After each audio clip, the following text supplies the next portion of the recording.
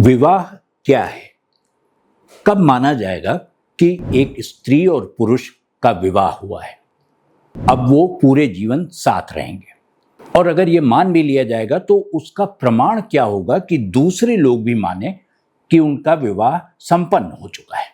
ये विवाह के बारे में जितनी चीजें हैं, जो सवाल हैं, वो अब इसलिए पूछने पड़ रहे हैं क्योंकि गुजरात उच्च न्यायालय ने कहा है कि जो विवाह है वो केवल रजिस्ट्रेशन से पूरा नहीं होता। यानी आप पंजीकरण करा लेंगे विवाह का तो विवाह नहीं माना जाएगा जब तक कि उसके सारे संस्कार और उसके साथ जुड़ी सारी रस्में ना निभाई गई हों। मसलन सप्तपदी और आग के किनारे फेरे लेना, 7 फेरे लेना, 7 वचन देना, ये सब ना हो। समय बदल गया है। दरअसल एक समय था जब गांव में हल्दी भेजकर और चावल, पीले रंग का रंगा हुआ चावल भेजकर लोगों को निमंत्रित कर लिया जाता था। वो बदला तो उसके साथ छपे हुए निमंत्रण पत्र आए। उसकी जगह बाद में व्हाट्सएप ने और दूसरे सुविधाओं ने, जो नई टेक्नोलॉजी आई, उसने ले ली। यानी बदलाव तो हुआ, लेकिन प्रमाण क्या होगा विवाह का?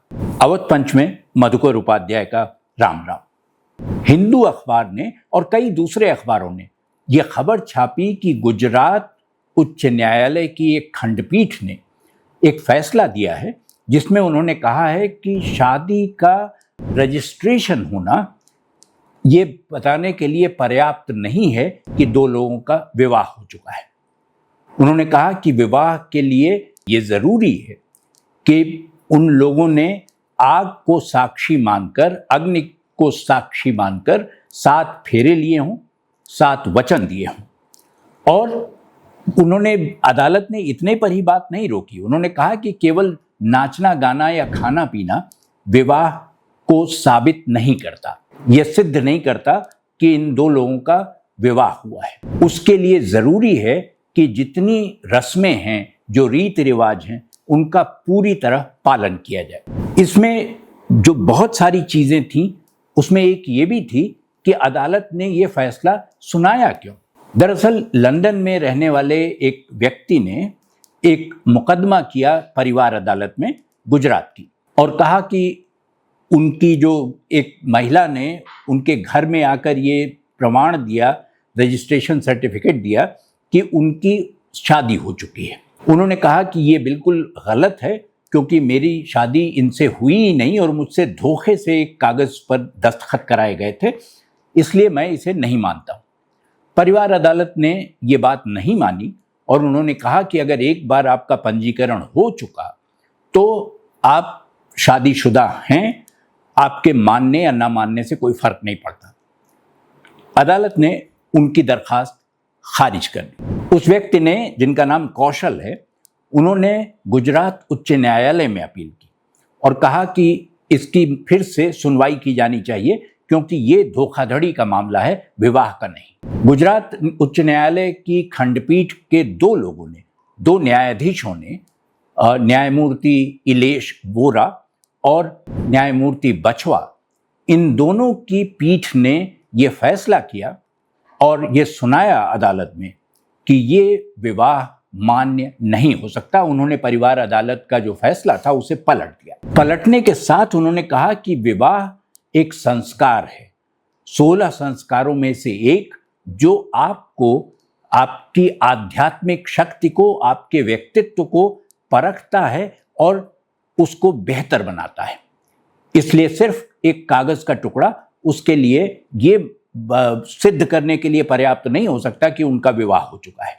अगर उसकी रस्में नहीं निभाई गई तो विवाह भी पूरा नहीं माना जाएगा। दरअसल ये कोई बहुत अनोखी या नई बात अदालत ने नहीं कही। 1955 में जवाहरलाल नेहरू की सरकार के समय ये कानून बना था, हिंदू विवाह अधिनियम, और 1955 के इस कानून में उसके सेक्शन 7 में साफ साफ लिखा है कि विवाह तभी पूरा माना जाएगा जब सप्तपदी की रस्में निभाई गई हों।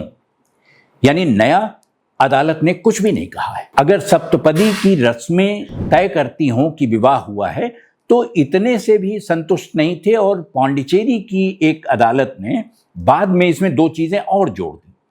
उन्होंने कहा कि विवाह संपूर्ण मानने के लिए, ये मानने के लिए कि दो लोगों का संबंध, वैवाहिक संबंध हो चुका है, जयमाल भी होना चाहिए और साथ में जिसको आजकल रिंग सेरेमनी कहते हैं, अंगूठी का आदान प्रदान, वो भी होना चाहिए। तो आपके पास अंगूठी अगर आपने दी, पहनाई, उसकी तस्वीरें हों, आपने जयमाल का एक आयोजन किया, समारोहिक उसकी लोगों ने देखा उसे, तो वो, और आपने 7 फेरे लिए आग के सामने, ये सब कुछ अदालत में ये साबित करने के लिए ज़रूरी होगा कि आपका विवाह हो चुका है। सिर्फ रजिस्ट्रेशन से, कागज़ के उस टुकड़े से कुछ नहीं होगा। दरअसल मुझे याद है 1990 में मुझे खुद इस बात को झेलना पड़ा था, इस प्रक्रिया के ओर से, इधर से होकर जाना पड़ा था, जब विदेश जाने के लिए मुझे ये कहा गया कि आपका विवाह चाहे जहाँ हुआ हो, और सिर्फ उसका निमंत्रण पत्र देने भर से हम ये मान नहीं सकते कि आप विवाहित हैं। इसके लिए आपको रजिस्ट्रेशन कराना ही होगा। और अदालत में बाकायदा दोनों की फ़ोटो खींची और उसके साथ दोनों ने उस पर दस्तखत किए और एक मैरिज सर्टिफिकेट बना जो मान्य हुआ। जो पासपोर्ट कानून है इस देश का, उसमें भी ये व्यवस्था है कि अगर आपने रजिस्ट्रेशन नहीं कराया शादी का, तो आप पासपोर्ट के लिए आवेदन नहीं कर सकते। बल्कि उसमें आगे चलकर एक प्रावधान और भी है कि अगर मान लीजिए कि रजिस्ट्रेशन आप नहीं करा पाए, पंजीकरण आपकी विवाह का नहीं हुआ, तो आप दोनों को एक साथ अदालत में उपस्थित होकर और एक दूसरे को माला पहनाकर एक साथ फोटो खिंचानी होगी और उस फोटो पर दोनों लोगों के दस्तखत होंगे, तब ये जाकर स्वीकार किया जाएगा कि आपका विवाह हो चुका है। ये मामला एक बार सुप्रीम कोर्ट में भी आया, उच्चतम न्यायालय में आया, और उच्चतम न्यायालय ने भी यही बात कही। उच्चतम न्यायालय ने कहा कि विवाह का प्रमाण पंजीकरण नहीं हो सकता, वो एक प्रमाण है, उसका एक प्रूफ है, लेकिन वो उसको वैलिडेशन उसका नहीं करता, उसको सही नहीं ठहराता। तो ये बात जब उच्चतम न्यायालय ने कही, तो गुजरात उच्च न्यायालय के न्यायाधीशों ने लगभग उसी को उन्हीं शब्दों में उसी तरह दोहराया है। नयापन इसमें कुछ नहीं है। नयापन सिर्फ इतना है कि लोग जो पहले से किन्हीं और मामलों में परेशान रहे हों, उन्हें अब ये समझ में आ रहा है कि समय बदल गया है। अदालतें और सरकार जो पासपोर्ट अधिनियम में कहती थी कि आपका मैरिज सर्टिफिकेट होना चाहिए, और अगर कहीं आपको यात्रा करनी हो, विदेश यात्रा करनी हो, तो उसके लिए वीज़ा लगाने के लिए आपको मैरिज रजिस्ट्रेशन की ज़रूरत पड़ती है, लेकिन वो देश में उसको मान्यता मिलेगी। इसके लिए ज़रूरी है कि आप आग के सामने 7 फेरे लें, 7 वचन दें। लोगों की स्थिति तो ऐसी हो गई जैसा गोस्वामी तुलसीदास ने कवितावली में एक जगह कहा, और उनका एक छंद का एक हिस्सा है कि कहाँ जाई का करी। लोगों को ये समझ में नहीं आता कि कैसे चीज़ें बदलती हैं, समय कैसे घूमता है, कोई चीज़ जो कभी मान्य होती है अमान्य हो जाती है, और जिसको आप अमान्य या गैर ज़रूरी समझ रहे हैं वो महत्वपूर्ण हो जाती है।